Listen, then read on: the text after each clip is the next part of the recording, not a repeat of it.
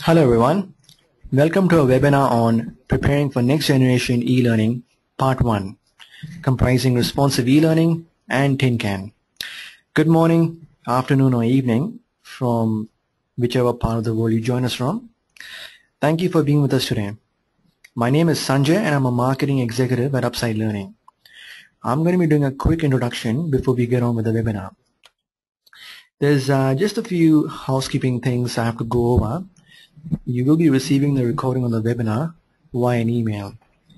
We have some polls lined up for you during the course of the webinar, so please do participate. And lastly, feel free to ask any questions from our experts using the chat facility. Now, just a bit about the company, Upside Learning. For 10 years, we've been helping organizations of different sizes and types to improve performance through better learning. With our head office in India, we serve clients in the UK, USA, Australia, Middle East, North Africa, and other countries. Our wide range of innovative learning solutions include Upside LMS, a multi-award winning learning management system, Upside to Go, a mobile performance support platform, and bespoke learning solutions for desktops, tablets, and smartphones. We've been recognized and awarded by Brandon Hall, Training Industry, Deloitte, CLO, Apex, and Red Herring, and I won the award for the e-learning team of the year for 2013 by eLearning Age Awards. We also recently won the 2014 Apex Award for publication excellence. Alright then, so let's begin the webinar. It is my pleasure to introduce to you the speakers, Amit Garg, Director of Custom Learning Solutions, and Alan Samuel, Director of Client Solutions of Europe for Upside Learning. Alan, over to you. Thanks, Sanjay. And to add my welcome to everyone, good morning, good afternoon, welcome, thank you for joining us. As Sanjay said, we're going to take you through 4 key trends, 2 today, as we've split this into 2 webinars. So we're going to cover the interesting HTML5 stroke responsive learning area, and we're going to cover tin can, which again I'm sure everyone's heard a lot about this and read a lot about this. So these are the 2 aspects of the trends which we believe are key to our industry at the moment. And going forward in the next webinar, which I believe is scheduled on the 27th at the end of this month, we will be covering social learning and DIY content. And of course, we will try and keep you updated via our blog and all the other communication we have of any other trends that we believe are important and we'd like to share. So moving on, I'm going to do the first half, which is the HTML5 and responsive, and Amit will come in and do the tin can part in the second half of this. So let's jump into a quick poll before we start, just to get an idea of everybody's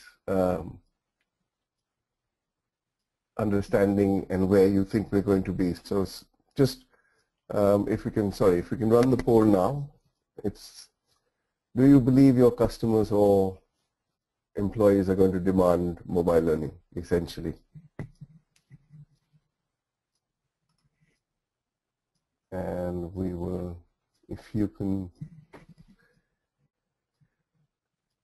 interesting, we got to see the bars going up and down. Another 10 seconds, we're up. I think we should hit about 70%. Okay, I think. Alan, hi, Alan. Yes, hi. Alan, there was a query from someone in the audience about audio not being there. So, if others are also facing the problem of audio, could you just raise your hand so we'll see if it is a problem with everyone or just 1 or 2 attendees?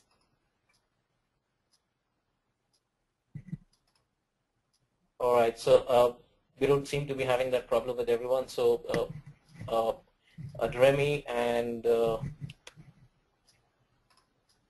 Eileen, if you could please reconnect to the webinar, hopefully that problem should be solved. Thank you. Thanks, Amit. Okay, and if we can publish the poll results,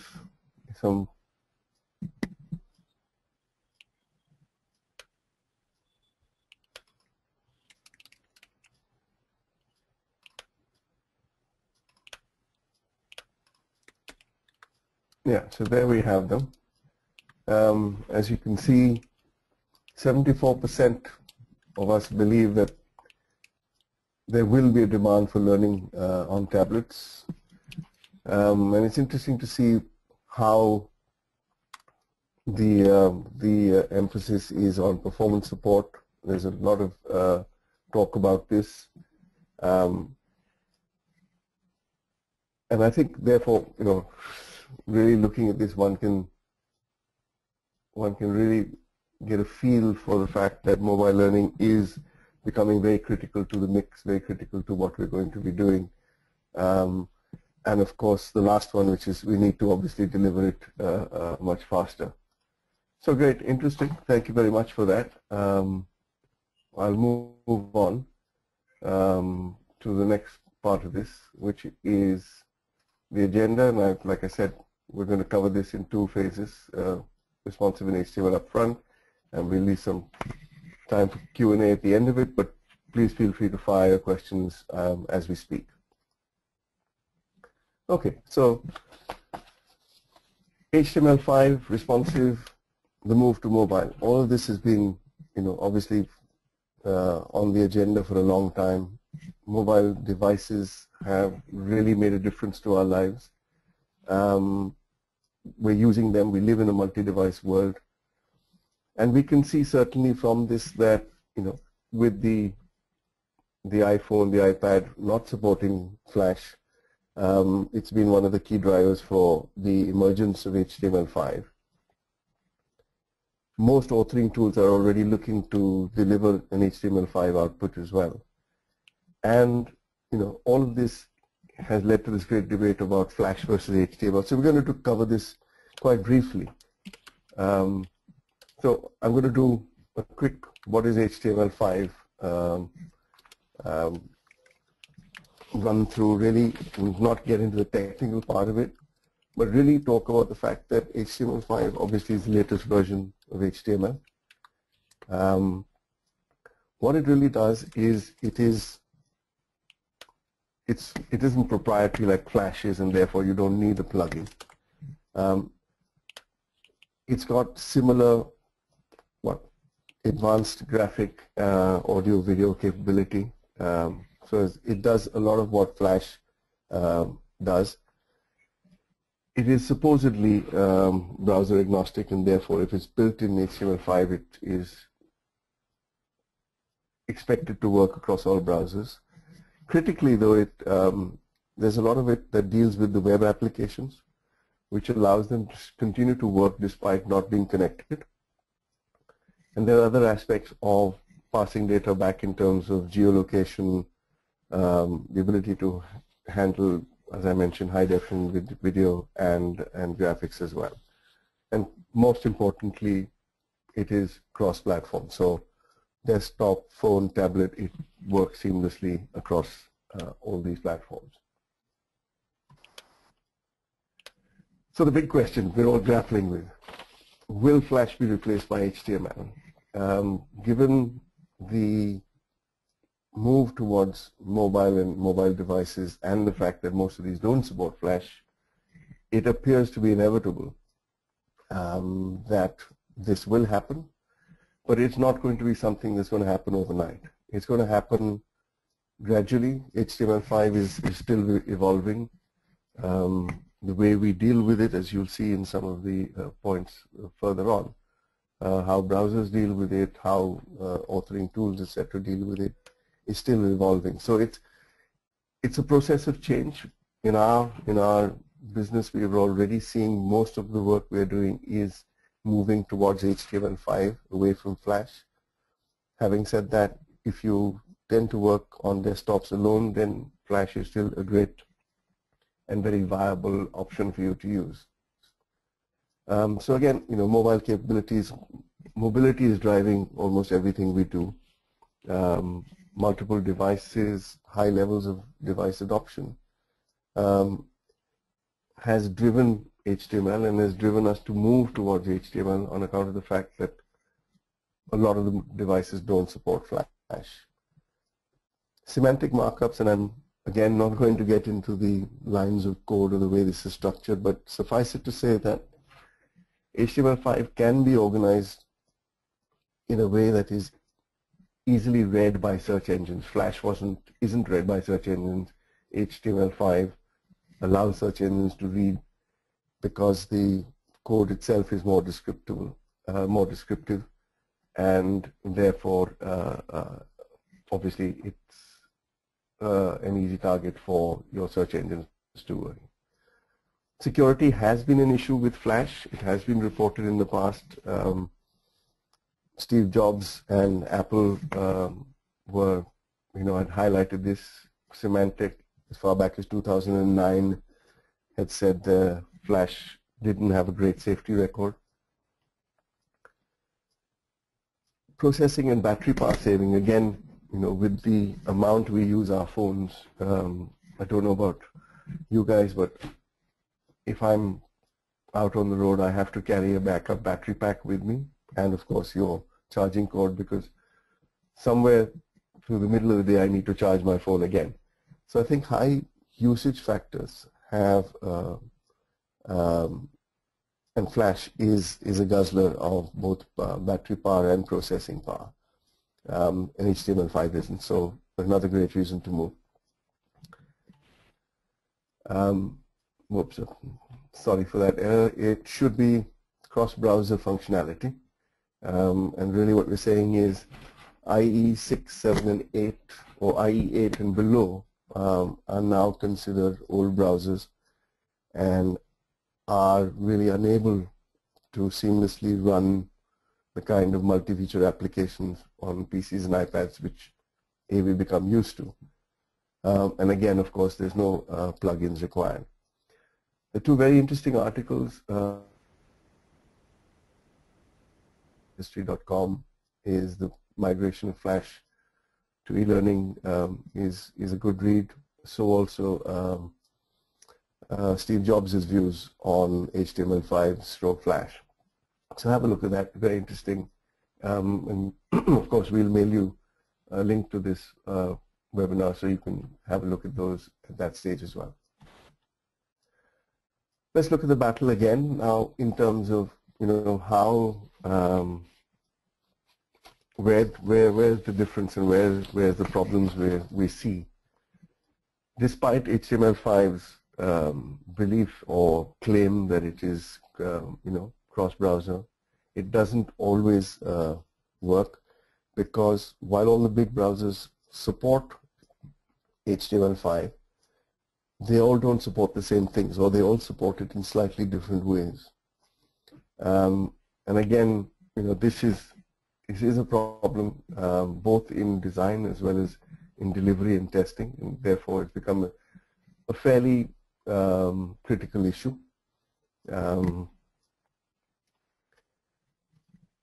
Again, while the graphic capability is good, it still doesn't compare with the highly interactive animations you could get from Flash. And again, Flash has the advantage of having a plethora of tools out there which allows you to design and deliver very quickly and very efficiently, whereas HTML5 doesn't. And therefore, if you did need to build an interactivity or an animation using HTML, it would need to be individually coded. Excuse me. Yes, and lastly, the lack of audio video, especially while it supports video, it doesn't support a single format, a single video format. and different browsers again support video in different video formats. So it's a bit of a confusing picture over there. Flash, of course, supports the FLV format across all browsers, which makes it a much easier and seamless way of doing this. So that's kind of an overview of HTML5. I'm sure everybody's had various experiences of it, but and we've looked at the debate of should we move, shouldn't we move. Before we jump into the next poll, Amit, if you just want to come in there and give us a quick picture of what your thoughts are. Yeah. Hi everyone. Good morning, afternoon, evening, wherever you're joining us from. Once again, especially for moving from Flash to HTML, I think the move is quite evident, and primarily because most of the L&D staff want to be playing it safe. So we see a lot of demands coming in where even if we are doing e-learning for desktops, the requirement is really, can we make it also run on tablets?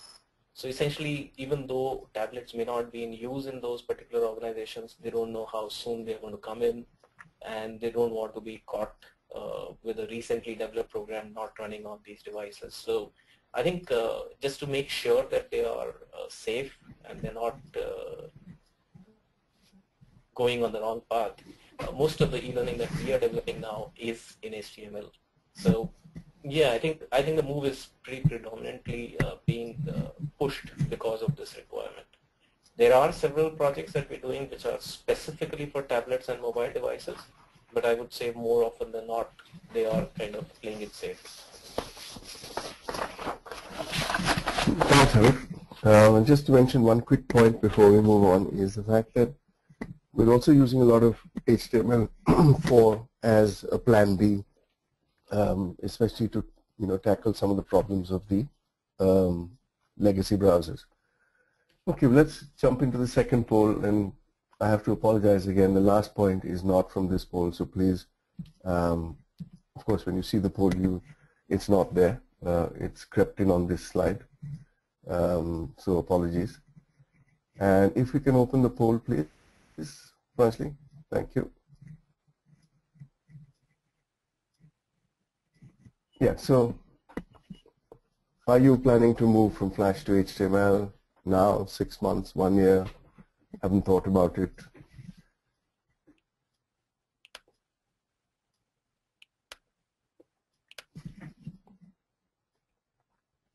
Just give it a few more seconds to get the last thinkers in on the head scratching.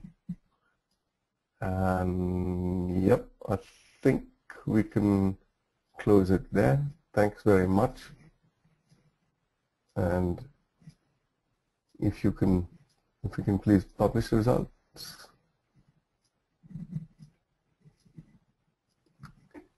Great. So as you can see from that is a very healthy percentage planning to, so 35% almost will do it in the next 6 months. 37% haven't actually got a plan in place or haven't thought about it, and while we can assume that's because they potentially are not going down the mobile route at this stage, it could be also that new content is being built for the mobile deployment. But again, if you look at everyone, it's so 60-odd% do have plans and will do it.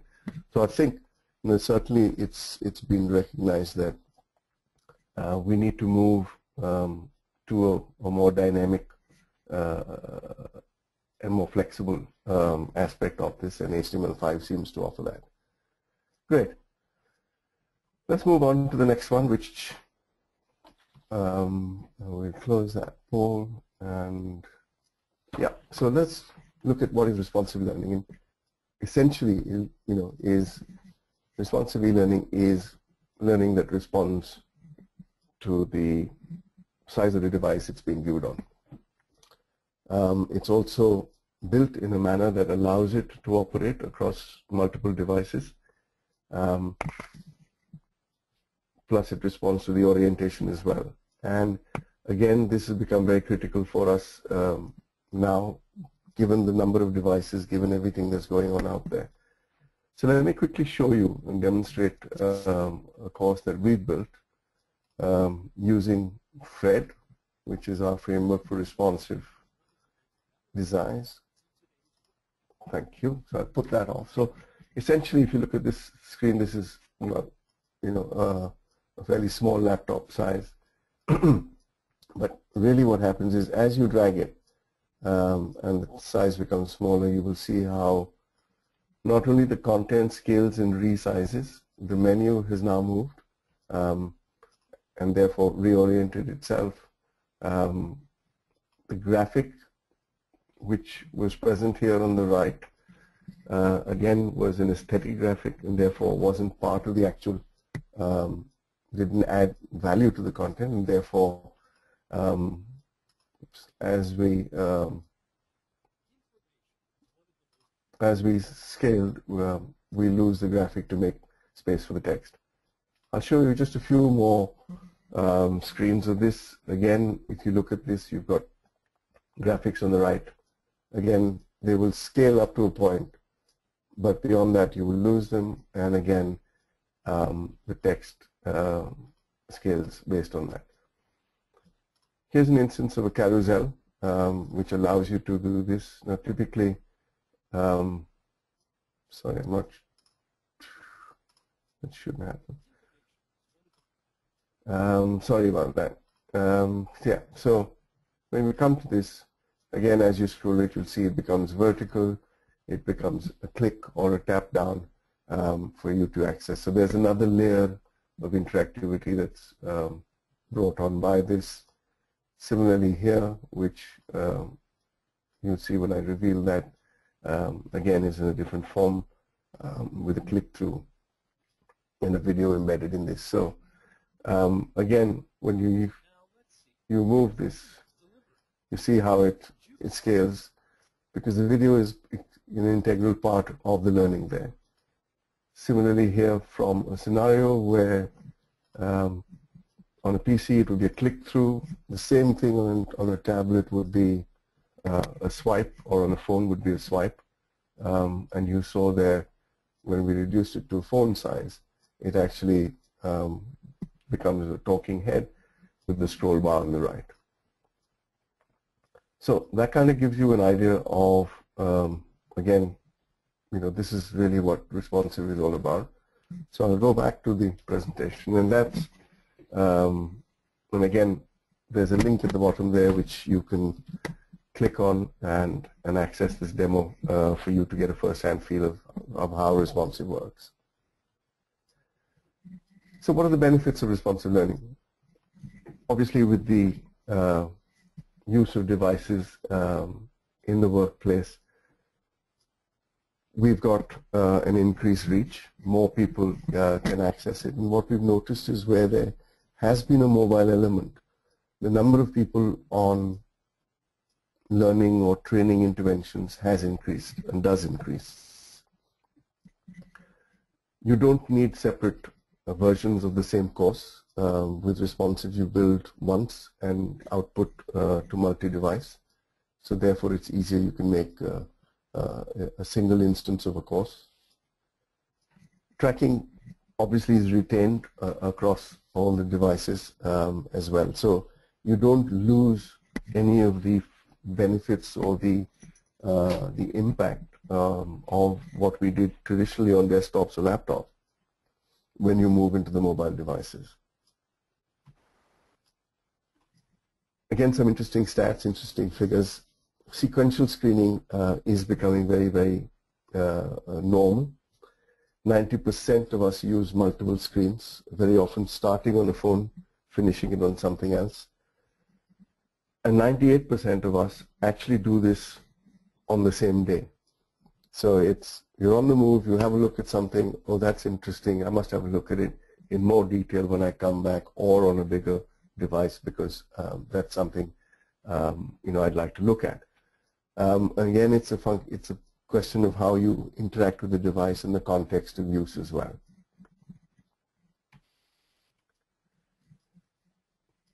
We recently worked with Towards Maturity, which is an organization here in the UK which does an annual benchmark survey. It's in the 11th year. This year, last year, they covered over 500 organizations across the world. Almost 35% of the respondents are now from outside the UK. And this report deals with data with respect to the mobile adoption, barriers, usage, and it's quite fascinating to look at the variances and the amount of data that's available. And it's a great place to start or to look at for validation potentially of your learning strategy, your mobile strategy, and also to find out what other organizations and other people are using it for. So it's available on the Towards Maturity website. There's a link here as well where you can download it. It's free. It's very interesting reading. Let me give you some of the highlights from it. Again, as we've seen over the previous years, the number of organizations now making smartphones and tablets available to their employees is going up.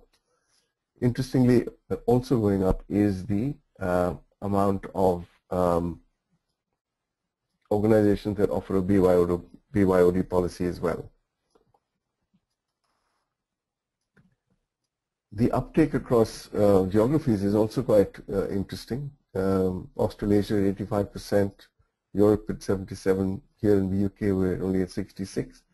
But I think what it also shows us is the fact that everything we're doing is moving towards mobile and quite rapidly. Some of the key drivers for mobile was performance support, engagement, communication, and critically, learners using their own devices for learning and or work-related activities. These are, again, based on the data in this report, you'll see that these are some of the benefits that have actually been reported, which makes it very interesting because you've got 73% revenue improvement, 75% behavioral change. Again, quite a stunning statistic from the perspective of actually getting technology to make people change the way they think and act. So quite significant. Obviously, productivity and time to competence is on everybody's target list. So again, it's great to have evidence that this is happening. Again, we looked at, the report looks at how technology is being adopted, and we found that the organizations who've been using learning technology for a longer period of time, 10 years in this instance, reported much better results, much better benefits from mobile. And similarly, at the bottom end of the scale, without mobile, or at the very beginning of their journey with learning technology, similarly high figures. So have a look at that report. It's certainly worth a good read. So I'll quickly move from here into some of the considerations, and we've listed 4 of when going down the HTML5 stroke responsive solution. And we've got 4 issues here. One is the browser and platform and the combinations of usability from the various kinds of devices, how to deal with content development and the process. So I'll quickly run you through some of this, starting with the browser and the OS device combination. As we all know, there's lots of browsers out there, lots of OSs there, and the combination of these tends to be a fairly big challenge. Again, given this combination, given the number of devices you're trying to design for, testing becomes a major issue as well, and you can't not test. All of this adds time and effort. We talked earlier about the lower browser versions where IE 8 and below don't support all the aspects of HTML5. Again, in large organizations, we see that a lot of the legacy browsers still exist, and this presents a challenge. In Upside, we've been, like I said earlier, using HTML4 as a plan B, and that's built into in the design as well. And as we saw in the different audio and video formats, so there's a lot of thinking and a lot of planning and a lot of analysis to be done up front to decide, to identify what we're going to do, how you're going to design, and these are some of the key factors you need to consider. Again, if you look at the carousel which I showed you in the course on the left-hand side screen, in a browser which is obviously HTML5 compatible, it is rendered completely, whereas you look at the one on the right, if you lose the full aspects of it, and there is a loss of the graphical richness, graphical interface with some of the older browsers. From a usability perspective, and again, we're talking about multiple devices, from the mouse and the click to the swipe and the tap. These are things that you need to look at. Again, navigation, Android, the iOS's and desktop all have different navigation, and you need to design for that. The instructions have to be of two kinds. We're used to giving either an instruction saying, and you'd need to code this, would be either click, swipe, or tap, or else you move it to a point of read about. So you code, the instruction moves to an action point rather than of what you need to do as against a click or a tap or a swipe. And lastly, of course, text readability, which again, is about identifying the key text and putting that on the screen. I showed you this earlier, where you move from a click to a swipe. These are the kind of instructions, and you look at the layout and the way it is. So again, it is based on what you want the user to do. Again, readability, as you saw, we lost the graphic earlier. Maintain the screen, maintain the text, so it was clearly visible and readable. Content development and treatment, again, obviously is different given the devices, so you need to plan layouts right up front, identify the graphics, identify the key images, look at how they're going to scale, because they can scale up to a point, and then you don't want postage stamp size images, or even smaller actually, on the screen. You need to look at the kind of animations that are possible, that are visible at one level, and how they will be maintained on smaller devices. And again, as you saw from the different screens that we saw, the layering of interactivity, which happens when the screen shrinks. You may have 2 or 3 clicks or taps to actually get to that. So all of this needs to be planned and considered in the design upfront. Again, you saw here that you may have a left to right kind of sequence that then becomes a vertical sequence on a smaller device. We saw the images and how we managed that. They scaled up to a point but then disappeared. And I guess, culminating in all this is you've got to be prepared for a very fluid and iterative process of development. The interdependence of the assets, the text, the instructions, the combinations of browser and OSs, all require a lot of thinking, a lot of planning and analysis up front. And of course, key is what are you going to keep on the screen. So therefore, your core content, your core visuals that contribute to the entire learning process. I touched on this earlier. Naturally, significantly higher testing time, almost 25% more is a kind of a good benchmark, given the amount of combinations and everything else you need to do. Again, this was This is our product, our framework, which we use and which we built. Again, a lot of the learning on responsiveness come out of our experience of building this, and that's given us these insights of what we need to plan for. And lastly, let's look at the actual process of the analysis, design, develop, implement, and evaluate. It's critical to identify what learning is actually going to go multi-device.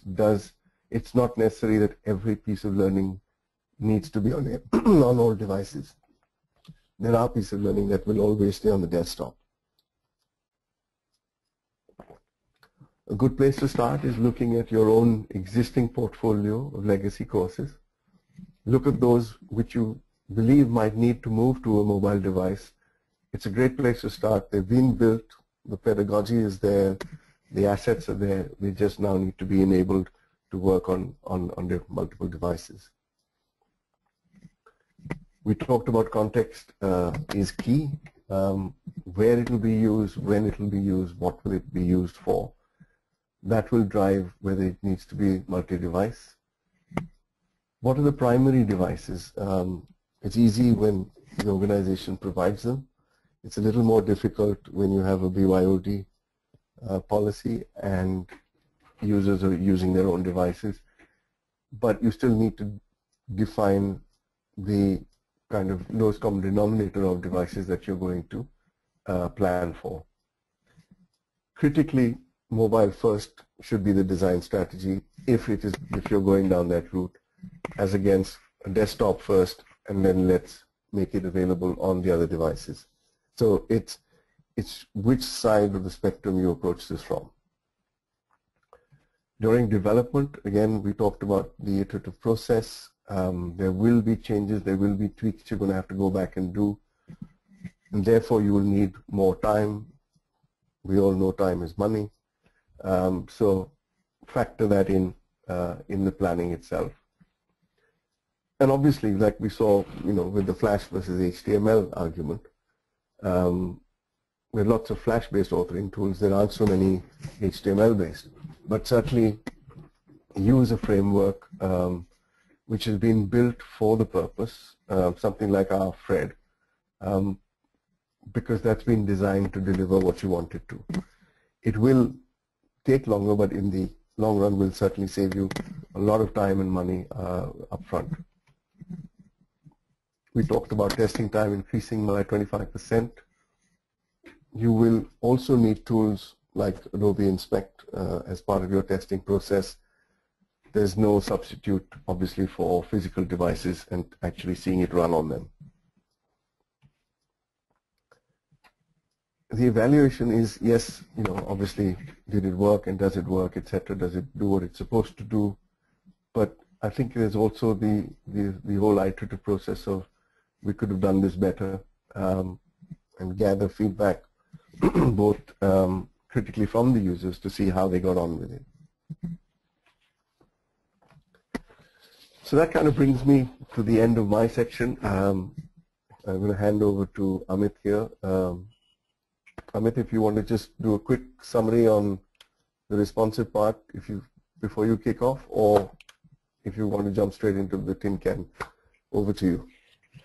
Yeah, thanks, Alan. Yeah, responsive is, in our view, something that's going to pick up in months and quarters ahead. We're already getting requests from our clients who want to try out responsive. So it is not something which is being done by everyone right now. But yes, I think it will pick up. The BYOD trend is very strong, and the need to get started with mobile learning is also there. And I think responsive just makes it easier to get started with something which is also going to go on desktops. So yeah. All right, Alan, if you wish to go on mute for some time so that yeah, sorry, any of your sounds. That's okay. All right. Okay. So Tin Can API. I'll start with a quick poll, and that's the only one that I have, which is how much do you know about Tin Can API?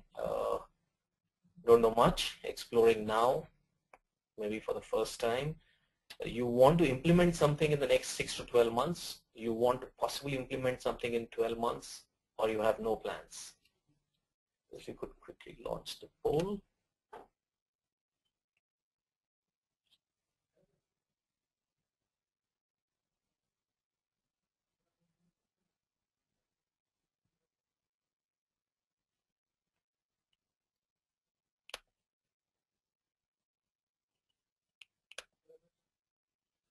Because about 75% people have voted.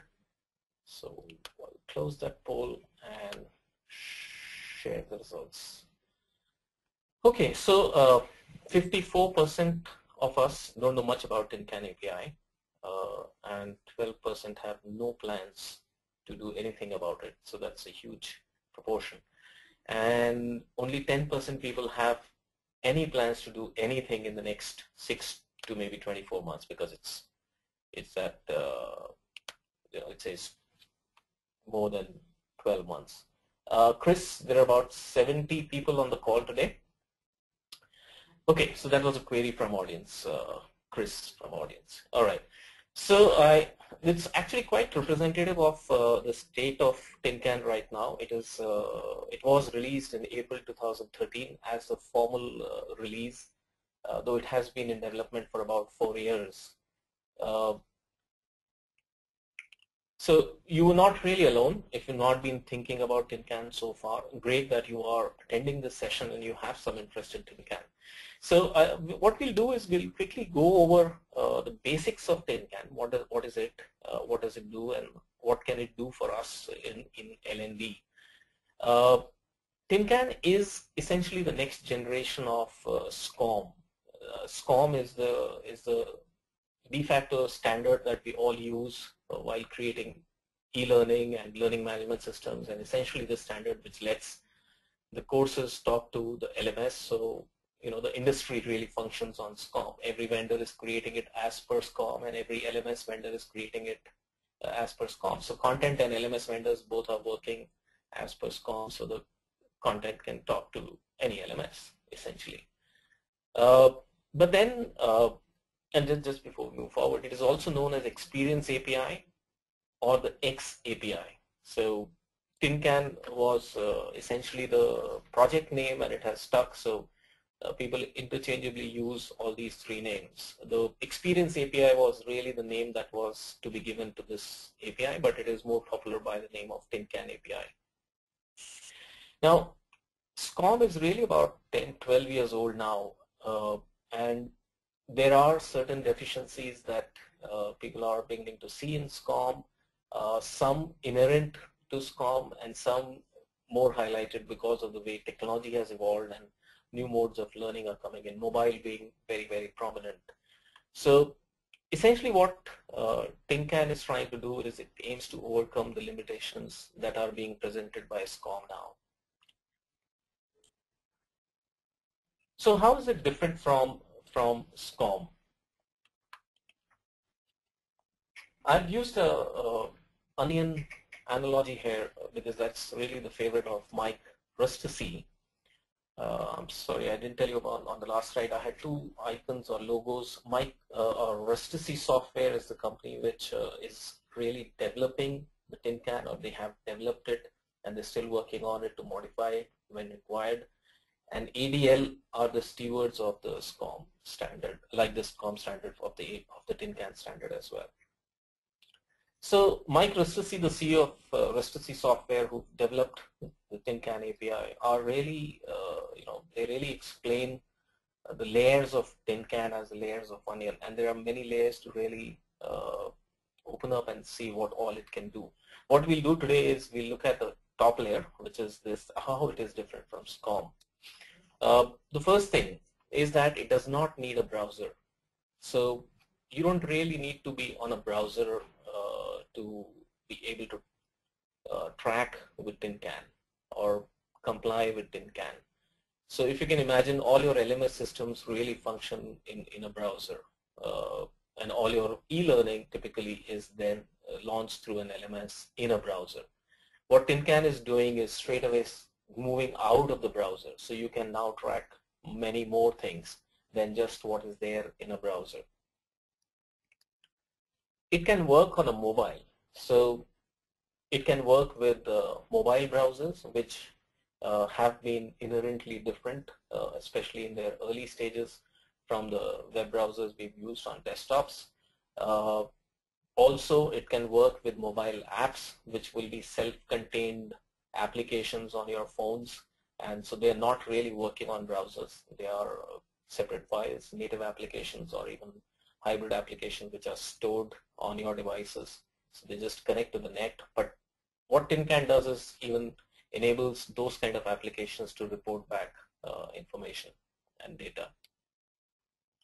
You can use it for performance support. So imagine that you were doing a certain task and you get stuck, and you looked up YouTube and found a solution, a good video, maybe 2 or 3 videos, and you really were able to perform that task. Now that's the performance support which is not in your LMS, which is not even prescribed. You just looked up the net and you found that, and you were able to do the task.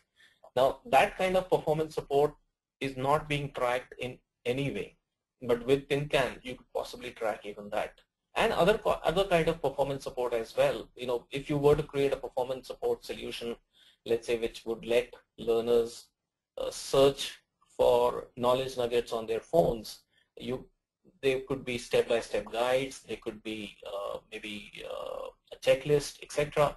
But those are again material which will not be coming through an LMS or from an LMS. So again, tracking of performance support is something that TinCan is enabling. It also enables tracking of simulations and games, which, you know, yes, lower level simulations and games could very well run in a browser, but most of them, the higher end ones, going up to the, let's say, the flight simulator or the Xbox or other consoles, all of those games and simulations, really the sophisticated ones, work in a different environment, and the measurement criteria there and the data patterns that are there are really not mapping to what the LMS or SCORM has been used to. So those kind of data can be tracked with TinCan and from different platforms and different systems. It also works with offline. So if you were on your mobile, let's say, and you lose connectivity, you could store that data on your devices and just push it back to the system when you are connected again. And it also lets you track any offline activity. So if you're in a classroom and you did certain things, of course you could put that data into an LMS today as well, with some forms that you would have, data entry forms on your LMS, but that's exactly the same thing that you can do with TinCan. And similarly, if you were attending any events or a webinar like this and you wanted this to go in your record store or a data that should be saying that you attended a webinar on TinCan, that can be done with TinCan itself. So that essentially is the whole set of things on which TinCan is really different from SCORM. Amit, there's a question here which I'm going to toss at you from Sejal Shah. She's just asked, what kind of tracking for simulation is captured? Right. So if you were to look at, and there could be different types of simulations. Let's say a process simulation may have stages. One section, let's say if it was for a process industry and there was a simulation on that and you managed certain activity on that, which is you were able to keep the temperature under control when certain parameters changed. Now something like that cannot really be tracked through SCORM. Similarly, if you were to look at the extremes like the flight simulator, now that would have so many discrete data points which really cannot be tracked through SCORM, which would be passed or failed or maybe a percentage of marks, but there would be so many other maneuvers that you would be making which can then be tracked through TinCan. So all of those could be valuable information that can be further analyzed and seen that how it impacts real performance achievement or competency achievement. And we'll come to some of that, not really in that much detail, but yes, where TinCan can really support.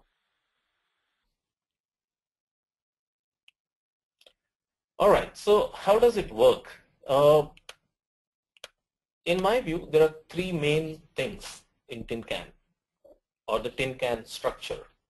The first one is statements, the second is storage, and the third one is services. And not necessarily that the tin can group really refers to them like this. I just named them like this so that it's easier to get all of these. So we'll start with statements. Statements are a structure like this, which is I did this, or an actor, verb, object. So it could be something like Sejal asked a question, Amit presented a webinar, Alan attended an event, Alan read a book, etc. So any statement which is essentially having these three components could be used as data, and that is then sent to a storage place. So essentially, you could generate such statements from multiple places. There are three types of statement generators in a way. One could be a programmed statement generator. A programmed statement generator would be something like let's say, a e-learning course. So you reached the end of section 1, there could be a statement that is automatically generated, which goes into the storage and says Amit reached or completed section 1 of a particular course. If I scored certain thing, it can still send a statement. If I completed a program successfully, it can send a statement. So, but these are automatically generating statements which have been already programmed into the course. The second type of statement generator would be from sensors. So let's say your mobile phone has a tin can compatible geolocation center, which is constantly sending information to the tin can storage. And it is saying you visited this place, then you visited this place, then you visited this place. So it is, you are not doing anything. It is just because you're moving around and you're going from one place to another. Your mobile is sensing that, and it is sending those location coordinates or the name of those places into the repository. There could be other sensors, and we will see more of these with wearable technologies becoming more common in some years' time.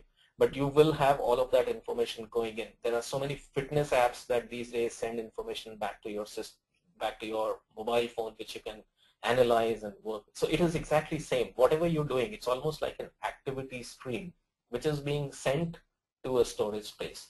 So these are sensors which are sending that. Obviously, you have approved them, but once you've approved, they are sending it continuously literally without your knowledge.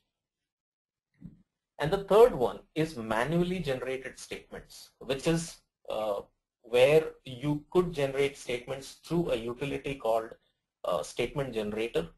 So it would be useful for let's say an offline activity that happened, which the trainer wants to now input that data into the system. Or let's say a manager wants to input performance data. So it could say Alan delivered a webinar successfully, and somebody in his organization wants to put that as a task that he completed successfully. Now this is not really a learning activity, it is performance, and that data also can be captured through some of these manually generated statements. So statements are the foundation of tin can, and that's really the data that is being tracked in tin can. The second part is really the storage, which is also known as the learning record store, LRS, in the tin can framework. So the LRS, as the name indicates, is nothing but a storage of such learning records, and each of these statements that we just talked of is considered to be a learning record. So everything that is being sent to the LRS is being just stored there. And as we just saw that there could be multiple ways of generating statements. You could generate a statement from a course, you could generate it from a game or a simulator, you could generate it from a web page. On a web page, you can have a utility like a bookmarklet. So if you like the page and you think it is worth recording, you could simply input that information to a predefined LRS, and it will send that information there.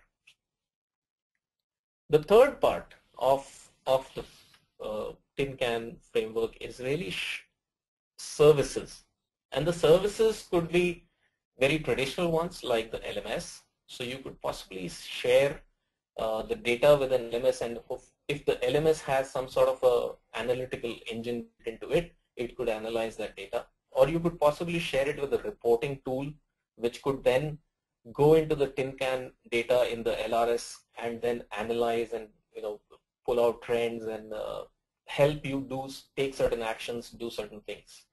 So those are the services which could be built on top of the learning record stores. If you were to take a more comprehensive look at how the tin can data is really moving around, we start with a learning activity or a statement or an activity stream. Essentially, all of those are really entering into an LRS. That LRS could possibly be a part of an LMS itself, which has its own reporting engine, or it could be a standalone LRS. Any LRS, in this case the LRS1, is able to share that data with other LRSs. So it could be LRS2, which again is within an LMS, and LRS3 is a completely independent LMS. Now imagine in this that LMS1 is your previous company's LMS and LMS2 is your current company's LMS. So essentially your previous company's LMS is able to share your learning and performance data with your current company's LMS. So you can transfer that data from one LMS to another. And imagine LRS3 is really your personal data store. So you could also keep a copy of whatever your learning and performance has been into a personal data store. So you can use it whichever way you want in future. So essentially what it is doing, or this flow of information between LRSs, is allowing that sharing of data from one LMS to another, and also allowing a learner to capture that information for themselves for future. So what can it do? I think the most important thing that, and we began with that, is there is no dependence on the LMS.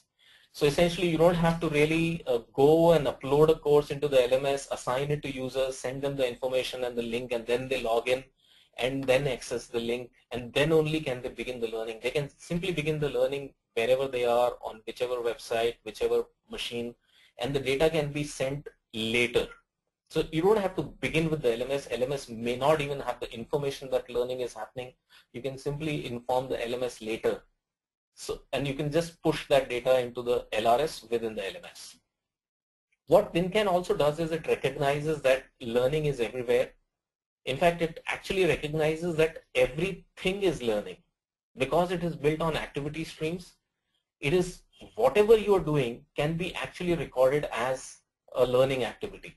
So it is going to that extent, saying that anything that you do during the day, if it can be meaningfully captured, can be viewed as a learning activity. And in fact it is, because all the learning that we are experiencing in our daily routines, I think a very small fraction of that is actually linked to the LMS. We get a lot of learning which is outside of the LMS, and the recognition and ability to record that is something which is phenomenal.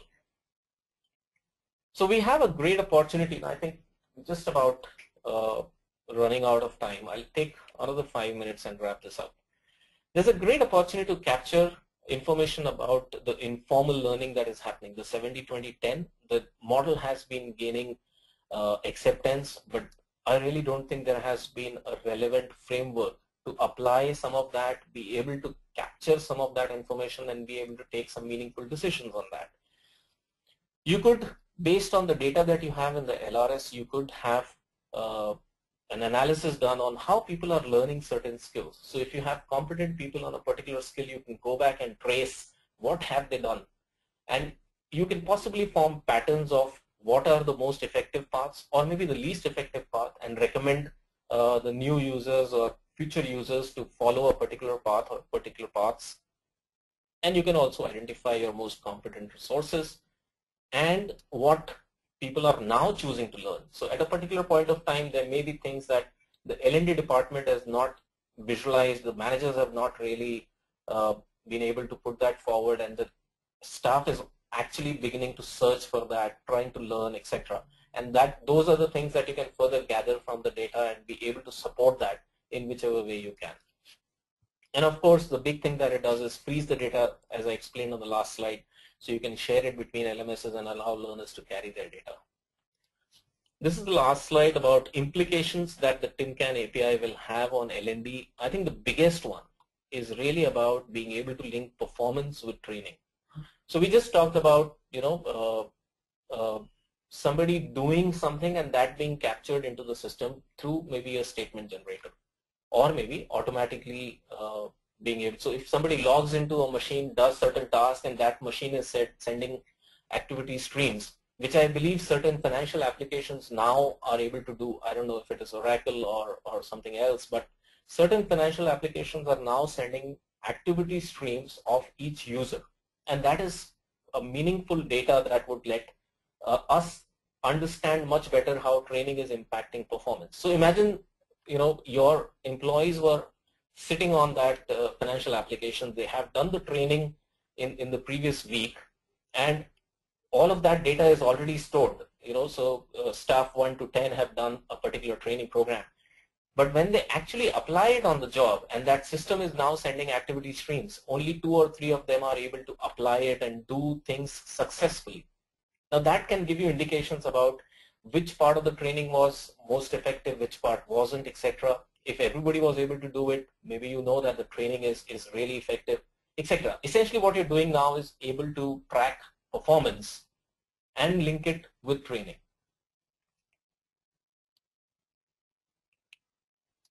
With a lot of data being generated, we just talked about everything that you do could possibly be activity stream and a statement. So that would obviously mean you could potentially generate thousands of statements every day for each staff. And that would be a huge amount of data that would get generated. It is definitely a challenge how to manage that, because some of that would be junk.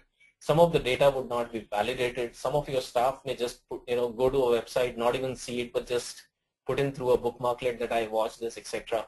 But you'll have to create systems and frameworks around which you can evaluate. There are provisions for putting in authority in the statements. The statements that we talked of are the simplistic statements. There are 2 more add-ons to those statements. One is authority, and the other is rate or marks. So it would say certain institute says Amit passed an exam with 90% marks. So the institute and 90% marks are 2 additional elements that can be added, and they will become more meaningful as you start seeing more and more data being generated, some of them that being really junk. But I'm sure there will be even reporting engines or analytical engines that will come up, which would be able to really sift through that data and find out the real data from the useless one, and be able to give you some trends. But yes, it is definitely going to be a challenge to begin with. So that is the real big data that you will see coming in L&D. It is important to note that the TinCan applications, both in principle and actual development, are still evolving. There are not too many organizations who have implemented it in innovative ways. The simplest use is, of course, to use it like SCOM, but that is really not what TinCan is meant for. TinCan is meant for much, much more. And that will require a lot of thinking, how the organization functions, what are the key business aspects that you want to track, how do you link it with training and other aspects. So essentially you have to give it a lot more thought before you can really implement it in a comprehensive fashion. But the applications are evolving, and these are services that I'm talking of, services on TinCan. But yes, we'll see more and more services coming out in a few years' time. Something to give you comfort, SCOM is not going anywhere soon. It is a situation which is similar to what we had when the CDs were launched, and we also had VHS tapes. So VHS tapes did not die out in a flash. So you will have both SCOM and tin can survive or run simultaneously. SCOM might live for another 5 years, maybe more than that. But you will start shifting to tin can for various uses. And maybe your new e-learning or new learning or performance and other things that you do in organization might actually come on tin can. And there is capability to turn your SCOM data into tin can data as well.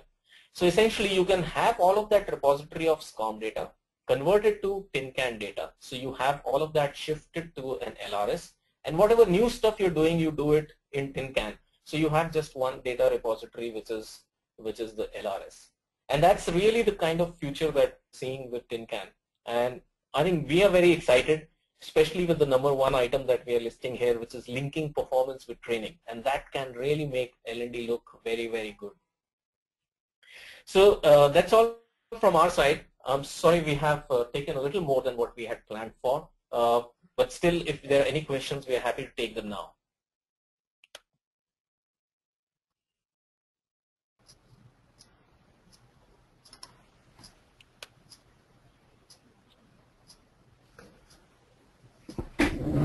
No new questions at the moment. Anybody have a last minute thought or burning question? Okay, when we did this webinar last time, we actually asked the attendees that if you would like to have a more detailed session on tin can, if you would want to have a more detailed session, would you want to raise your hand and let us know, and we could possibly plan that in coming months?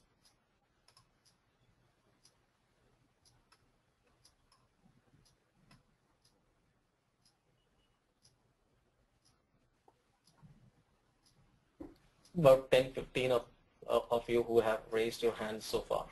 Thank you very much. We will try and arrange a session which is more detailed on tin can, how to go about, bring in some case studies, also share some experiences that we have had and how to begin. Okay, if there are no questions, there is one question. Will you be offering this presentation for download? Yes, we will be, Fanny. We will send you the recording. All right. Thank you very much. Thanks for joining us today. Have a good evening, good night, wherever you are. Bye-bye.